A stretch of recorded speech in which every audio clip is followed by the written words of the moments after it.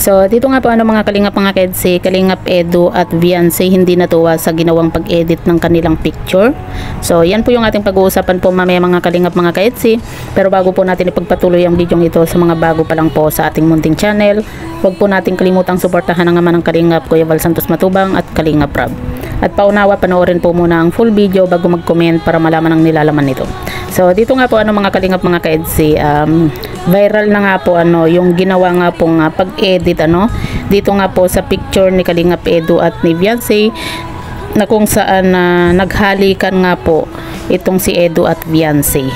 At yan nga po mga kalingap mga ka-EDC, siyempre yung iba kinilig, pero yung iba naman po ay hindi po nagustuhan yung pag-edit na ito, kasi kumbaga respeto na lang din po sana dito kaya Kalingap Edu at Viancy, lalong-lalo nga po sa magulang po ni Viancy, kasi alam naman po natin na minor pa po itong si Viancy, di ba?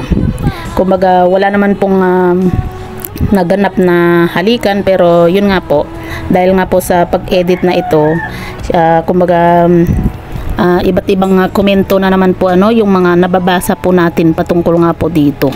At yun nga po mga kalingap mga kedsi, kaya po nasabi natin na hindi po nagustuhan ni Kalingap Edu at ni Viancy nga po yung pag-edit na ito sa kanilang picture, kasi nga po 'di ba, napakarespetadong tao po ni Kalingap Edu, 'di ba?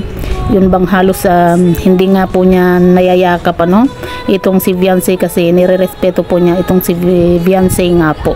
Tapos may ganitong lumalabas ngayon sa SOCMED na naghalikan po itong dalawang ito. Alam naman po natin 'di ba, sa social media, sa atin po na nakakaalam na edited lang po ito, kasi nga po uso na po yung ganito na i-edit mo yung picture na pwede pong maghalikan.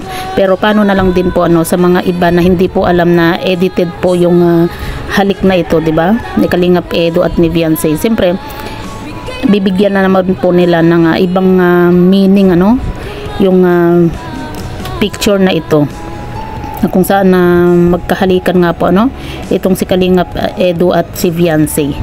Alam naman po natin na lagi lang pong nakabantay po yung mga basher po ni Viancy, di ba? Yun nga walang ganito pa pong lumalabas na picture, nababash na po itong si Viancy at sinasabi nga pong malandi po itong si Viancy, etc. etc. Di mas lalo na po ngayon na may ganitong picture po ni Kalingap Edu at ni Viancy na nagba-viral po ngayon. Siyempre yung iba, kumbaga mas lalo pong mababash na naman po itong si Viancy, dahil alam naman po natin yung mga basher, binabantayan lang po nila yung maling galaw po ni Kalingap Edu at ni Viancy nga po. So kayo po mga kalingap mga ka-EDC, ano po yung masasabi nga po ninyo kung tama ba yung ginawang pag-edit na ito sa picture po ni Kalingap Edu at ni Viancy?